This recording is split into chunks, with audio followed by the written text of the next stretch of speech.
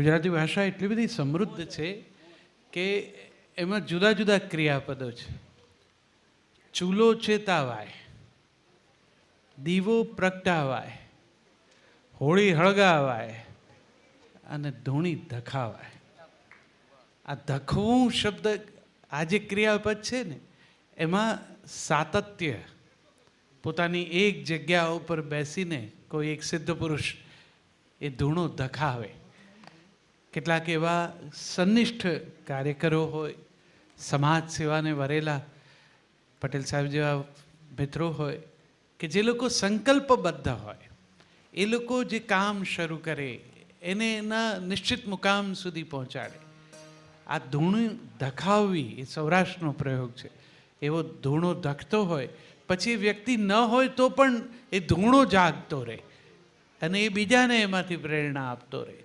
તો એવો ધૂણો ગુજરાતી કવિતાનો, ગીતનો, સંગીતનો આજે માના આશીર્વાદથી તમારા બધાની સામે આ કલાકારોએ સ્વરનો ધૂણો જે પ્રગટાવ્યો છે, એમાં એક પછી એક તમારા આવા ગમતીલા ગીતોની અમે રજૂઆત કરી છે. કેટલું બધું જૂનું અદ્ભુત આપણે આજે અહીંયા મંચ ઉપરથી રજૂ થતું માણ્યું. નવી કવિતાઓમાં પણ કેટલાક એવા મીઠા સ્વરાંકનો થયા છે કે જે નવી પેઢીના ભાવકોને ખૂબ ગમ્યા છે.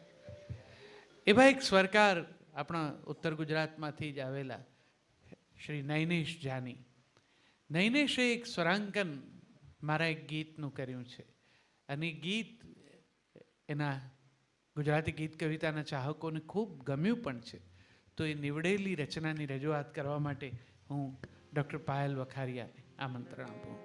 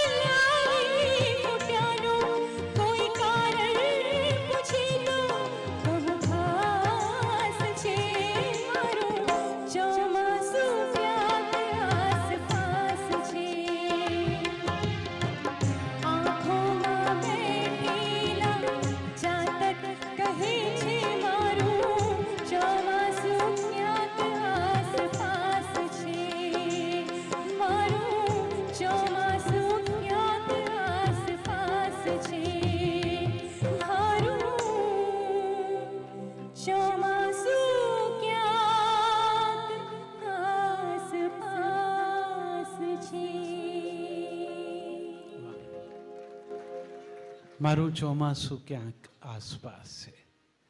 ચાતક એક એવા પંખીની કલ્પના છે કે આ પંખી વર્ષભર પોતાની તરસ સહન કરે અને જ્યારે આકાશમાંથી વરસાદ વરસે ત્યારે એનું જળ સીધું પોતાની ચાંચમાં ઝીલી અને પોતાની તરસ छिपाવે. પોતાની તરસ छिपाવવા માટે એ આખું વર્ષ વાટ જુએ છે. કોઈ પણ પ્રકારના કોમ્પ્રોમાઇઝ વગર પોતાની તરસ छिपाવવા માટે જે ઉત્તમ છે એની રાહ જોવી. આ વાત ચાતકની સાથે કવિ કલ્પના રૂપે જોડાયેલી છે. એક મિત્રએ મને પૂછ્યું હતું અમેરિકામાં કે મને કીધું પછી આવું બર્ડ હોય તો એ કયું છે, એમ કે એનું ઇંગ્લિશ નામ શું છે.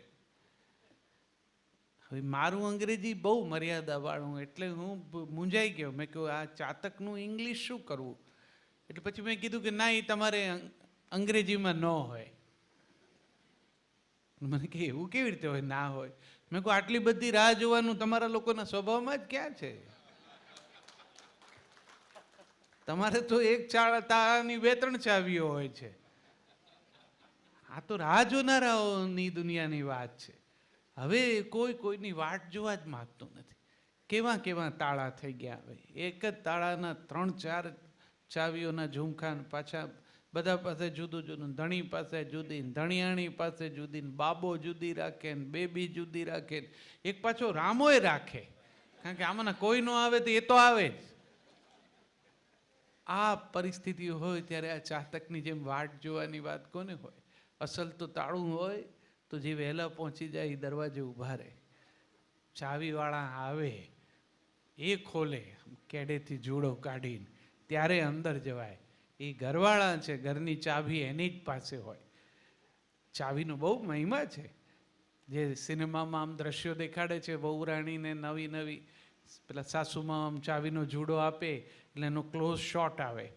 આપણે એમ થાય કે કેટલા સરસ સાસુમાં છે ને, ચાવીનો જુડો સોંપી દીધો. હવે હેન્ડિંગ over, taking over of the charge થઈ ગયું. પણ આ જો વહુવારું બિચારી કાચી હોય ને બીજે દિવસે સવારે આ ચાવીથી ઘરના 2-3 તાળા ખોલવાનો ટ્રાય કરે તો એને ખબર પડે કે એક ખુલતું નથી. એમ ખુલે એવી ચાવીઓ બા પહેલા દિવસે ના આપે. એને માટે તૈયાર થવું પડે. આ ચાવી, આ જુડો છે એ શોભા છે, સાથે સાથે જવાબદારીનો ભાર પણ છે. એટલે કમરે હોય ને ત્યારે જેની કમરે હોય એ સહેજ ભારમાં ચાલે, એ એટલે ચાલે છે, એને જવાબદારીનો અહેસાસ છે.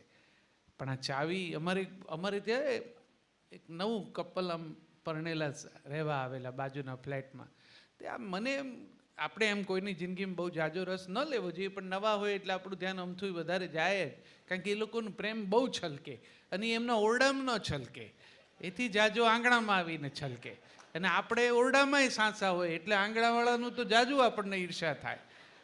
એટલે અમે બહાર ઊભા રહીને જોઈએ તે ભાઈ જે બહાર આવે ને પછી જ બૂમ પાડે કે ચાવી રહી ગઈ છે ને, ફલાણું રહી ગયું, ચશ્મા આપો ને, રૂમાલ આપો ને, પાકીટ આપો ને, પેન આપો ને. મને એમ થાય કે આ મારો વાલો બધું રોજ ભૂલી જ જાય છે, યાદ રાખીને લઈને કેમ નહીં નીકળતો હોય ઘરે? પણ એને એમ થઈ હશે કે પેલું આપણે તો બહુ પાછળ છૂટી ગઈ એ વાત, એટલે આપણને યાદે ન રહી હોય. પણ એને તો એમ થાય ને જેટલી વાર અંદરથી બહાર આવે એટલી વાર મધુર હાસ્ય કરીને આમ આપે. તે પછી છેલ્લે મોટરની ચાવી માગે એટલે પેલા બેન પાછા આમ ચાવી હલાવતા હલાવતા બહાર આવે. પછી આ ભાઈ પાછો એમ કે ચાવી આપ પછી જવું. મને એમ થાય કે કેમ આ જટ દઈને આપતી નથી? પછી સમજાણું કે આ ચાવી આપ એકલી મોટરની નથી દે કહેતો, આ એમ કે છે કે મને આપ તો જઉં. એક ઉંમર હોય છે, ઘરવાળા ચાવી ન આપે ત્યાં સુધી જાય નહીં, અને પછી તો ચાવી આપીને મૂક્યા હોય છે પાછા નથી આવતા. પણ આપણે તો આપણી યાત્રામાં આગળ જઈએ, જૂના દિવસોને યાદ કરીએ જ્યારે તમે પણ આવી ચાવી આપે પછી જવું કરતાં કરતાં જે ઊભા રહેલા એ દિવસોના કેટલાક ગીતો સાંભળીએ.